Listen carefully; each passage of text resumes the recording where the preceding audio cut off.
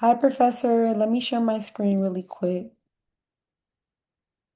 Alrighty, so I am recording my video for Module 1 about redlining using the mapping tool that you have provided.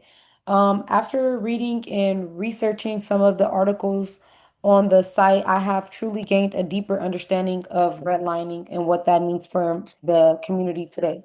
So, based off what I learned in the 1930s, the HOLC created security maps to rate neighborhoods, including LA, which is the city that I chose to research because I work in the area on 102nd and Grape Street. So after exploring the area, I found out that this is considered hazardous, which was graded a D by the HOLC. So since I drive through Compton all the time, I figured that my job would be somewhere around these locating areas, and I decided to zoom in, and I actually landed right on the Watts area, which is where I work. And I saw some really interesting facts about the areas, swampy land, no deed restrictions, zoning mixed, and a bunch of other important facts like it was a neighborhood with mostly African American people, but using words that we probably shouldn't use today. So I think the neighborhood was ranked this low because the HOLC considered it risky for investment. In my opinion, this is considered racist because majority of people of color lived in these areas with their race and class really central to redlining.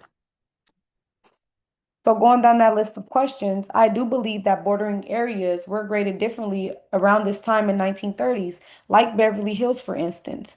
So if you zoom out, you are able to see a lot of the surrounding cities and areas. And if you go back to categories in space, you see some of those best, still desirable, and most definitely declining cities. And um, areas like Hollywood, some of Santa Monica, Pasadena, they did have some of those best ranked areas, which showed white preference and economic bias, in my opinion. So I do believe that today many red line locations continue to experience higher poverty rates, which are probably closer to declining than they are to excelling.